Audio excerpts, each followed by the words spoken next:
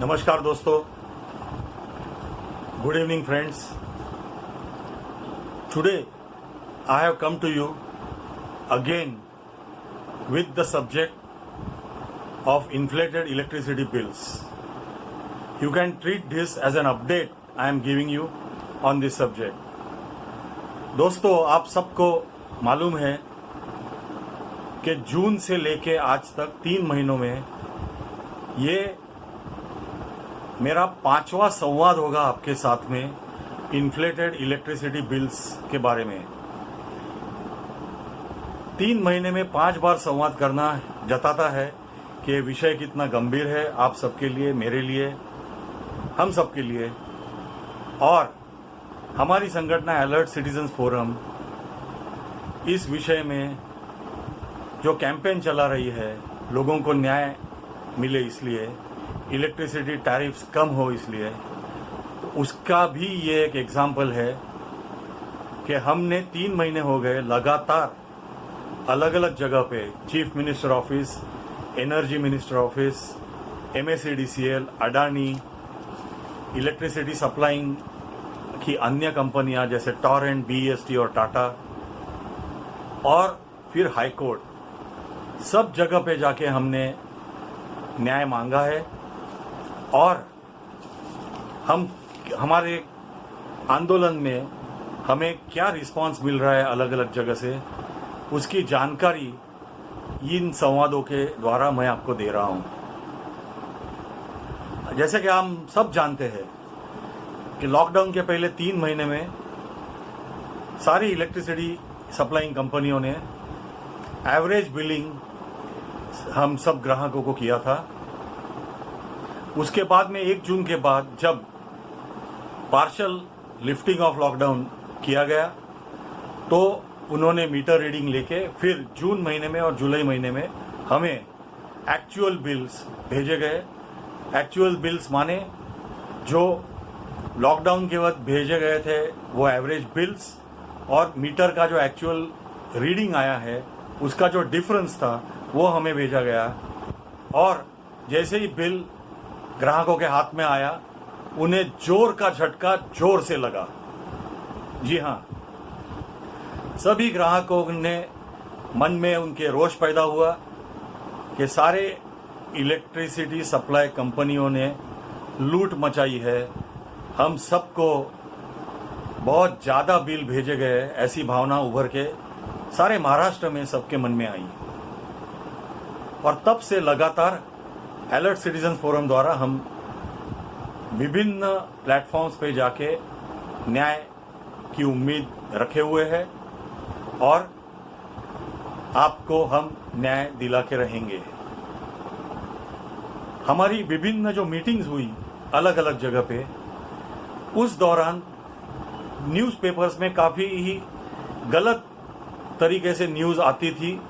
वो inspired news होती थी, गलत न्यूज, फेक न्यूज होती थी कि महाराष्ट्र सरकार कुछ रिबेट दे रही है, महाराष्ट्र सरकार ने जो इन्फ्लेटेड बिल्स आए हैं तो उसमें वो गत साल का रीडिंग देखेंगे और इस साल के रीडिंग में जो फेयर होगा, जो इस साल का मीटर का रीडिंग ज्यादा आया होगा, वो डिफरेंस महाराष्ट्र सरकार एब्सॉर्ब करेगी और ग्राहकों को राहत देगी. ऐसी विभिन्न तरह की फेक न्यूज आती थी और लोगों में एक उम्मीद पैदा होती थी कि हमें कुछ तो रिबेट मिलने वाला है. उस वक्त भी मैं आप सबको हमारी संस्था की ओर से बता रहा था कि ऐसी अफवाहों पे विश्वास मत रखिए. हमने फिर हमारी संस्था ने अलग अलग सोसाइटियों में जाके, अलग अलग लोकेशन में, मुंबई में और ठाणे में जाके MSEDC ऑफिशियल्स के साथ में, सोसाइटियों के मेंबर्स के साथ में जॉइंट मीटिंग्स लगाई. ऐसी 8-9 जगह पे हमने मीटिंग्स लगाई जहाँ बड़ी बड़े कॉम्प्लेक्स है, बड़ी बड़ी सोसाइटियाँ है.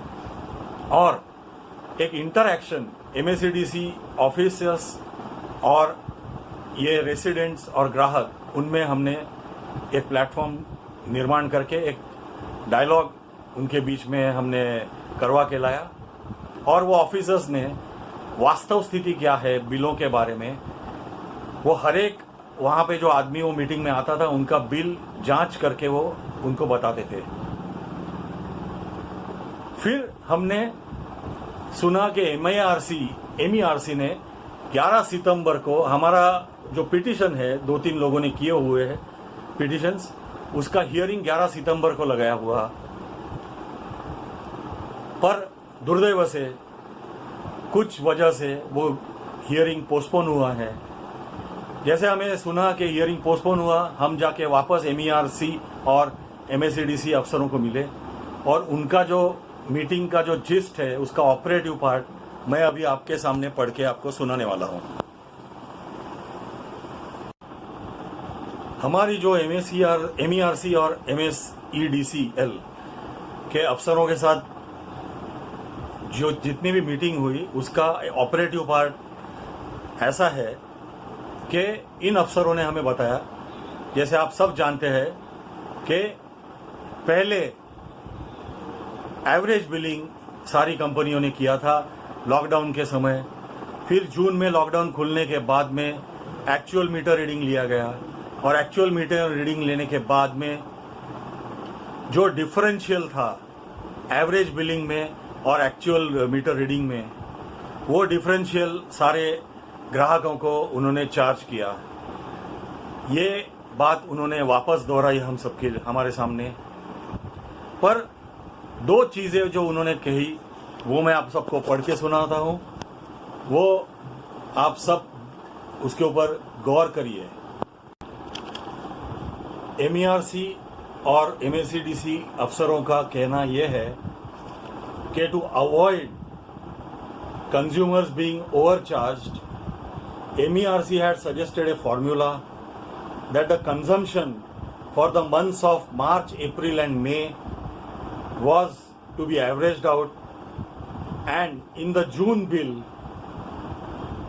only the average units thus calculated by the electricity supply companies were used for June's billing. To this amount, they added the difference between the units billed in the month of March, April and May, that is the average bills, and the average now calculated, both were clubbed together and billed to the consumers.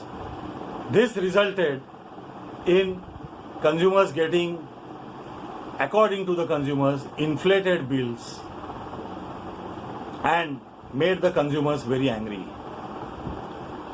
आगे वो कहते हैं, due to higher consumption from equipments like fans and air conditioners during the summer months of April, May and June, the electricity consumptions in families rose rapidly. Families were home 24/7 during these 3 months. Mobiles and laptops were charged virtually round the clock, continuously, and this resulted in more than normal consumption for all consumers.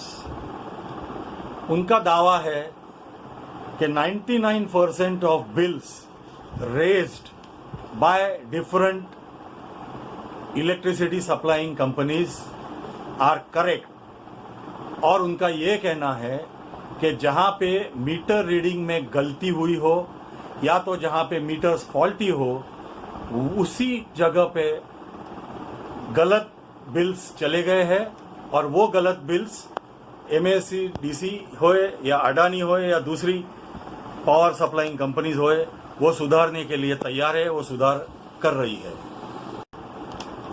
दोस्तों, मैं खुद मेरा स्वयं का bill लेके उनके साथ में बैठा to understand how they have calculated the billing, और मैंने देखा हमारे घर में 4 एडल्ट्स है और 2 लोग हम घर से काम कर रहे थे इन लॉकडाउन के दरमियान।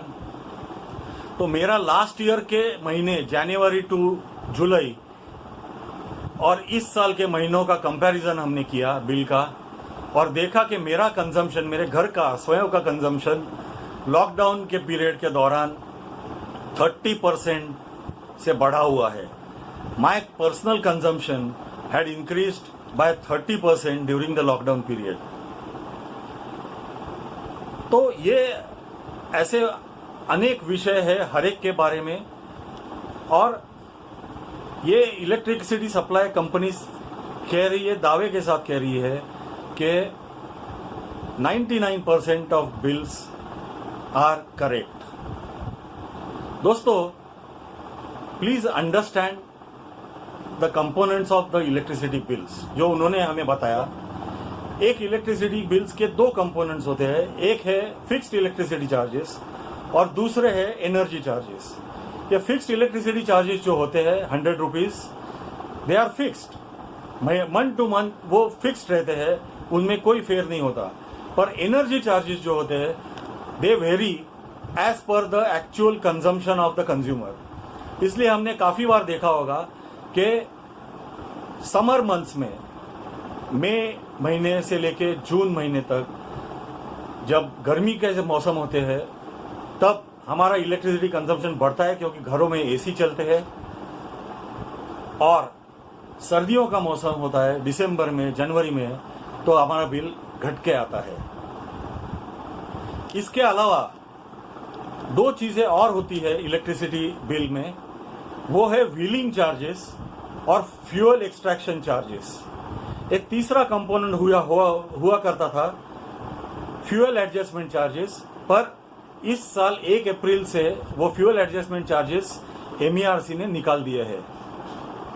अभी जो अलग अलग स्लैब्स है उनके बारे में थोड़ी जानकारी लेते हैं। 100 यूनिट के नीचे की जो स्लैब है उसका पर यूनिट रेट 3 रुपीज 46 पैसे है। 100 से 300 तक की सेकंड स्लैब है, उसका रेट 7 रुपये 43 पैसे, 7 रुपीज 43 पैसे है। 300 to 500 यूनिट्स का जो स्लैब है उसका रेट है 10 रुपीज 32 पैसे, और अबव 500 का जो स्लैब है उसका रेट है 11 रुपीज 71 पैसे।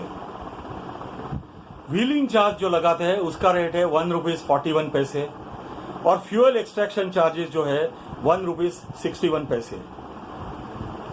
हुआ क्या है, इस साल फ्यूल एक्सट्रैक्शन चार्जेस में वृद्धि हुई है, इलेक्ट्रिसिटी टैरिफ्स में वृद्धि हुई है लगभग 45 पैसे। फिक्स चार्जेस 90 रुपये जो पहले हुआ करते थे वो 100 रुपये हो गए हैं। व्हीलिंग चार्जेस 128 रुपये हुआ करते थे वो 145 रुपये हो गए हैं। ये सारा कुल मिला के 100 यूनिट्स तक की जो स्लैब है वहां पे लगभग 8.5 तक का वृद्धि पर यूनिट इस साल से हुई है, फ्यूल एडजस्टमेंट चार्जेस निकालने के बाद भी। और इन सब वजह से इलेक्ट्रिसिटी बिल्स बढ़े हुए हैं। दोस्तों, MERC के पास हम फॉलो अप कर रहे हैं कि ये जो व्हीलिंग चार्जेस है, फ्यूल एक्सट्रैक्शन चार्जेस है, उनमें जो वृद्धि हुई है वो कम से कम 1 साल के लिए वो डिफर करें, क्योंकि कोरोना का पीरियड में काफी लोगों को आर्थिक नुकसानी भुगतनी पड़ रही है, तो उन्हें राहत मिले। इसलिए ये जो टैरिफ्स उन्होंने बढ़ाए हुए हैं वो 1 साल के लिए कम से कम वो डिफर करें, ऐसी हमारी कोशिश है। जैसे ही अगला हियरिंग आएगा उसमें हम हमारा पक्ष रखेंगे, सरकार के सामने भी पक्ष रखेंगे, और उसका नतीजा क्या आता है वो लेके, उसकी जानकारी लेके आपको फिर एक बार मिलूंगा। तब तक के लिए धन्यवाद, थैंक यू। दोस्तों, जाने के पहले एक बात बताना चाहता हूं कि मेरे इस वक्तव्य के बाद में एक छोटा सा प्रेजेंटेशन है जहां पे मैंने अप्रैल के पहले, इस साल अप्रैल के पहले 100 यूनिट जिसके कंज्यूम होते हैं ऐसे ग्राहकों का बिल कितना आता था, और अप्रैल के बाद में जब टैरिफ बढ़ चुकी है तो वो बिल कितना आता है, उसका एक कंपैरेटिव स्टेटमेंट मैंने दिया हुआ है। उसके ऊपर आप जरूर गौर करिएगा। धन्यवाद, थैंक यू वेरी मच।